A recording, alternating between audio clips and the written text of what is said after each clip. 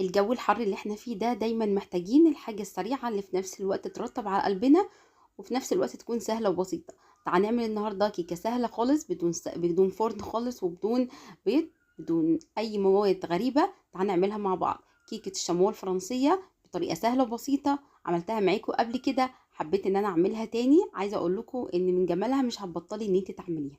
شايفين الطبقات عاملة ازاي؟ رهيبة. نقول كده بسم الله ونجيب 250 جرام من اي بسكوت فانيليا تفضليه. هبتدي ان انا اضربه في الكبه، او ممكن تحطيه في كيسه وتبتدي تدقي عليه بحاجه تقيله كده لحد ما يبقى ناعم جدا زي ما انتم شايفين كده.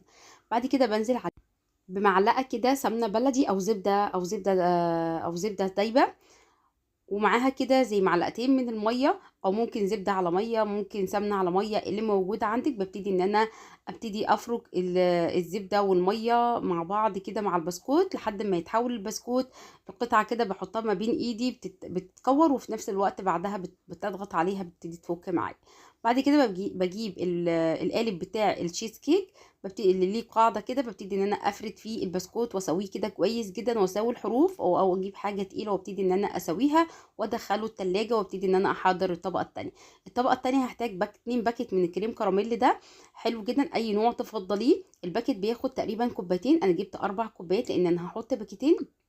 جبت 4 كوبايات من الحليب، اللبن يعني. ببتدي ان انا احط فيه الكريم باودر، الكريم كراميل الباودر، واقلبه على البارد، وبعد كده ارفعه على النار لحد لما يغلي، ويبتدي ان هو يفور معايا على نار هاديه بالشكل ده.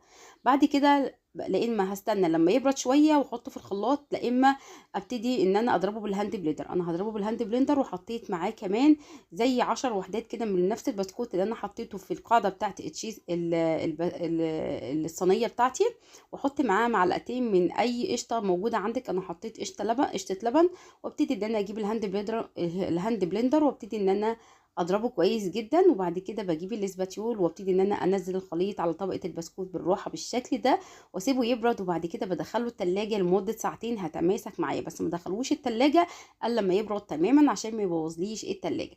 بعد كده طلع معايا بكل سهوله من قاعده الصينيه بتاعتي. بعد كده بجيب ورق الزبده وابتدي ان انا احطها في نص الكيكايه كده، وابتدي ان انا ارش في اول نص كاكاو بالشكل ده بالمصفى بتاعتي. وبعد كده النص التاني بجيب الباكت بتاع الكراميل اللي موجود في نفس العلبه بتاعه الكريم كراميل، وابتدي نعمل خطوط بالشكل ده.